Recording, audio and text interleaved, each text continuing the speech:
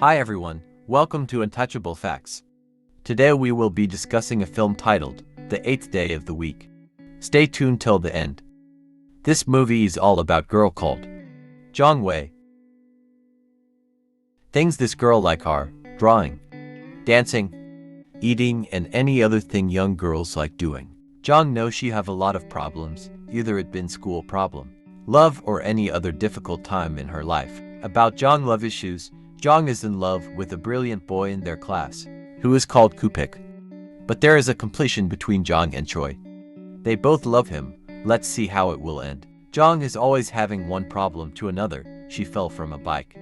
She stands for students' council and feeling shy to talk, and when she speaks everyone laugh. Even though she knows that she is not good in school but still want to stand for the students' council. This position isn't the problem but the person she is to compete with. Choi is the girl Jiang is to compete with.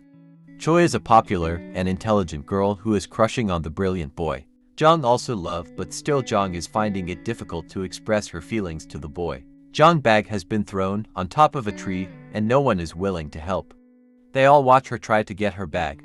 After she gets back to class, she saw the popular girl Choi complaining about her lost wallet, and guess what?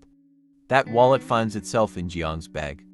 What a disgrace. Now Jiang is in a bad mood sitting at the roadside and an old woman appeared from nowhere and Jiang decided to help the old woman. As they were having conversations, Jiang told the old woman how her life is messed up, but the old woman said she will help Jiang. From there, the old lady waved her hand over Jiang's face before Jiang realized is in the morning in her room.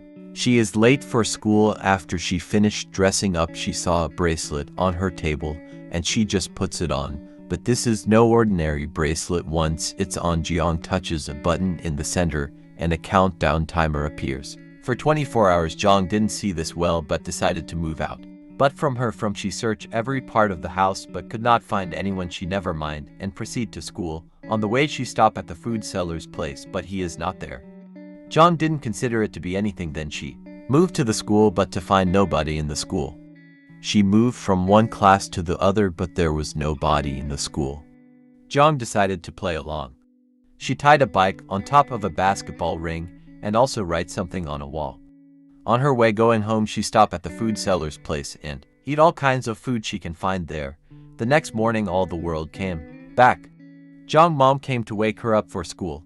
After she gets to the school, she saw the owner of the bike sitting on top of the bike she tied on the basketball ring and the things she wrote on the wall. After Jiang returned to the house, she told her mom what happened but her mom never believed her. After Jiang went inside her room, she saw that same old lady in her room.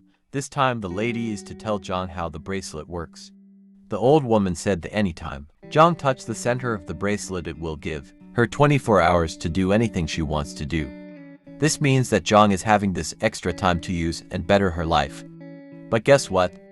The first thing Jiang used it to do is to go to the boy she liked in her class and write him a note telling him that she is a creature from a different world and tell him she is called Pi.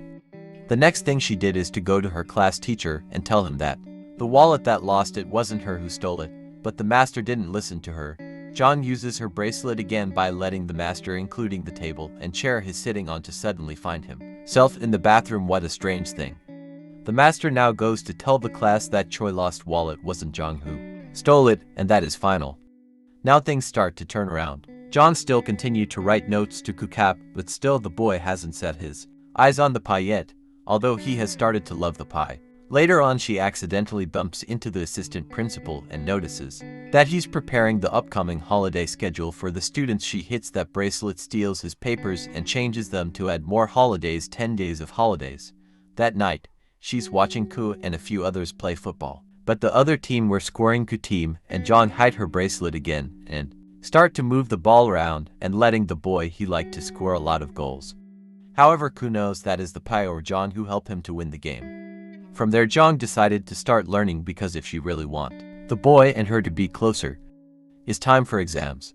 Jiang uses her bracelet to cheat by moving from one desk to another until she gets the best answers. After the exams, Jiang had the first position in the class.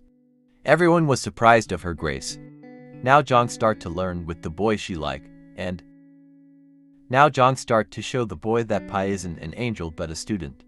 Now all the students think Jong is clever, so anytime they have questions bring for her to answer, but still she will use her bracelet to answer that. Now almost all the students now bring their questions for her to answer. Jong is now seeing the negative part of cheating, because she has to use hours to find answers to the questions. Now Choi is now jealous of how Jong is mingling herself with the brilliant boy in their class. Now is time for running. The teacher asked for a volunteer. Choi intentionally pushed Jong to the front and start to record a video with her phone, thinking Jong will lose. Guess what?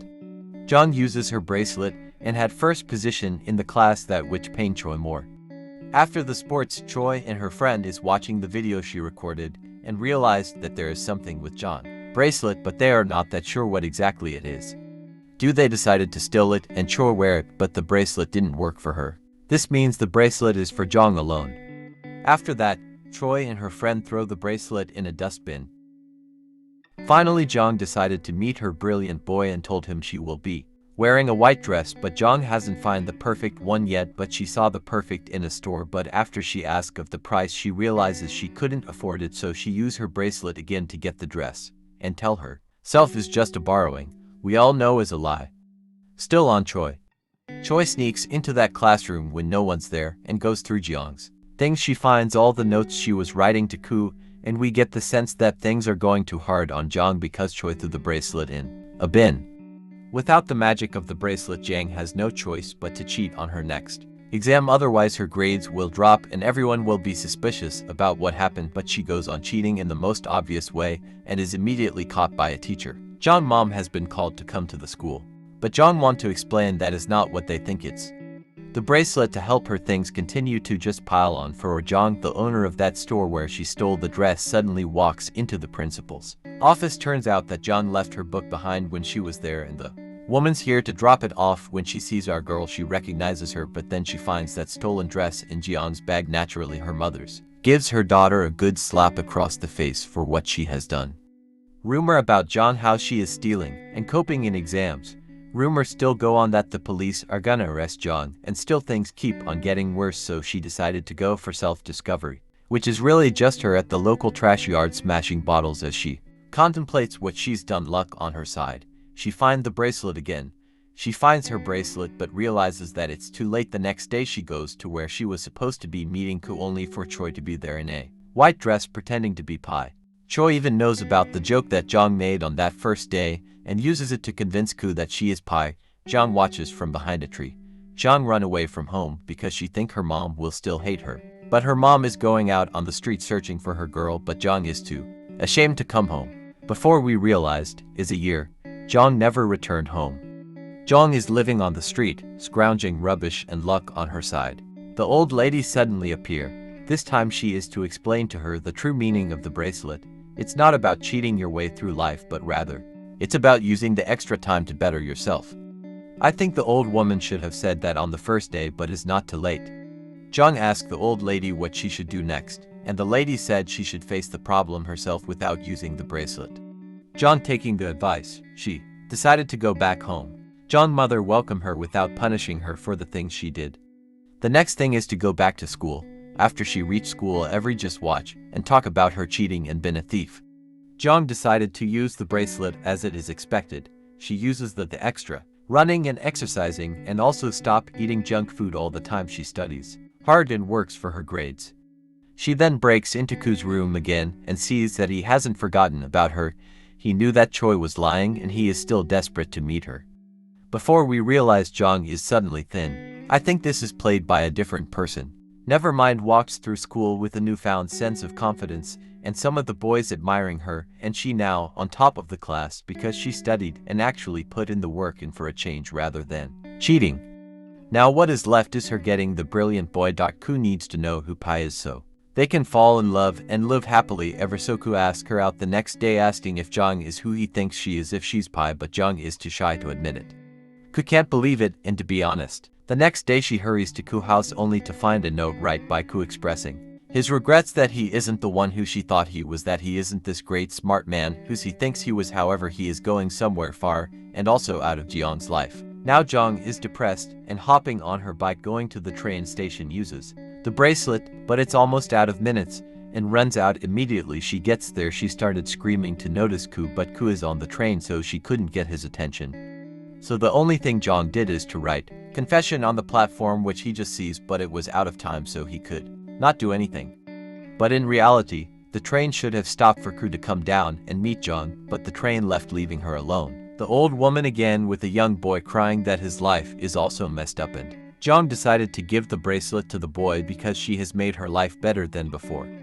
This is a happy ending at the side of Jong. Thank you for staying with Untouchable Facts till the end. See you in our next video.